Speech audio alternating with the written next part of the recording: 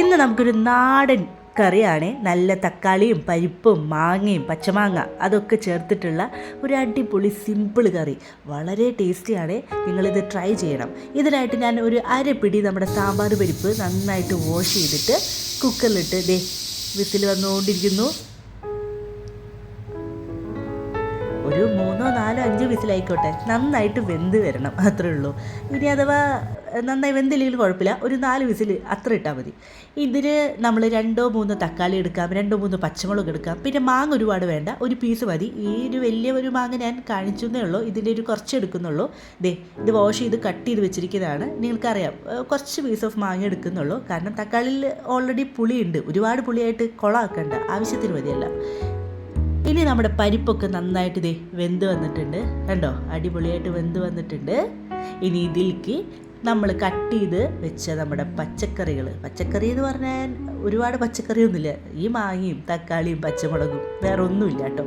ഇതെല്ലാം ഒന്ന് ആഡ് ചെയ്യുക. ഇതിനൊരു 1/2 സ്പൂൺ മഞ്ഞൾപ്പൊടി, 1/2 സ്പൂൺ മുളക് പൊടി, ആവശ്യത്തിന് ഉപ്പ് ഇടുക.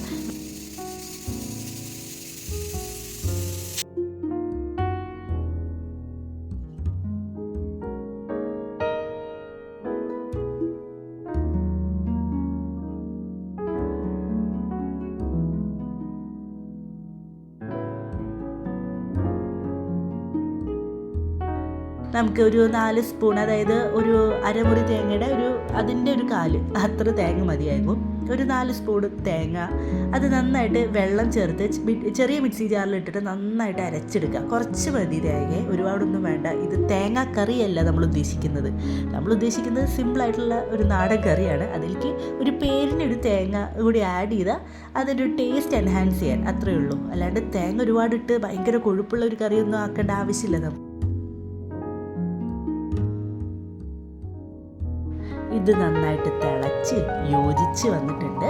ഇനി നമുക്കിതിലേക്ക് നമ്മുടെ ലാസ്റ്റ് സ്റ്റെപ്പായ കടുകും കറിവേപ്പിലയും നല്ല പച്ച വെളിച്ചെണ്ണയിൽ നന്നായിട്ടൊന്ന് ടെമ്പർ ചെയ്തിട്ട് അതിലേക്ക് ചേർക്കാം. ഇത്രയേ ഉള്ളൂ. വളരെ സിമ്പിളായിട്ടുള്ള ഒരു കറിയാണ്. നമുക്ക് വളരെ എളുപ്പത്തിൽ തന്നെ തയ്യാറാക്കുന്ന ഒരു വെജിറ്റബിൾ കറിയാണ്. പിന്നെ ഈ ചെറിയൊരു പുളിയൊക്കെ ഉള്ള ഒരു കറി ആയതുകൊണ്ട് തന്നെ അതിൻ്റെ ടേസ്റ്റ് എന്ന് പറയുന്നത് ഒരു പ്രത്യേക ടേസ്റ്റ് ആവും. നിങ്ങളിത് ട്രൈ ചെയ്യണം.